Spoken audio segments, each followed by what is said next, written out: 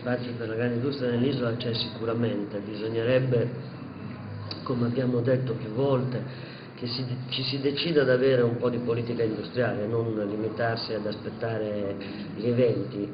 Come ha dimostrato la vertenza Alcoa, è possibile per esempio intervenire sui costi dell'energia e sulle modalità in cui questi costi si distribuiscono lungo la catena e quindi ad impianti che hanno bisogno di particolare utilizzo dell'energia dare delle risposte.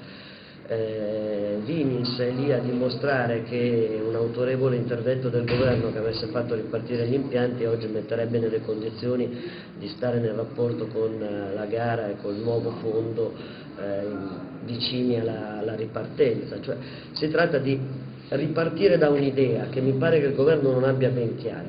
Non c'è un processo automatico per cui l'industria si rimette in moto e esce dalla crisi. C'è un processo che invece fare delle scelte finanziarie, mettere nelle condizioni di scegliere di investire sul lavoro, che è l'unico che proprio potrà produrre altra ricchezza. Noi siamo convinti che questo è possibile, dei risultati ne abbiamo avuti, troppo pochi rispetto alla dimensione della crisi, e per questo continuiamo.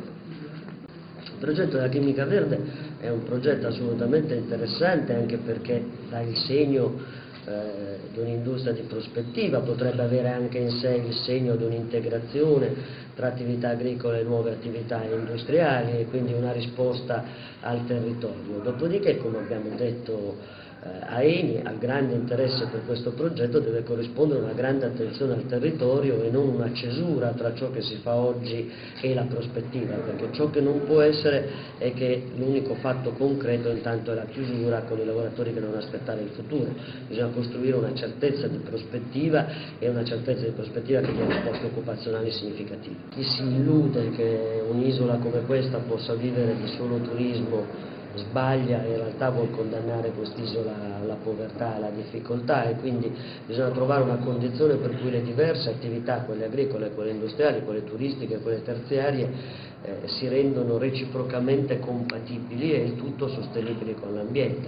I livelli di ricerca ormai sono molto avanzati e il mondo sta a dimostrarci, ma anche la stessa Italia sta a dimostrarci, che se si vuole si produce in modo sostenibile per l'ambiente.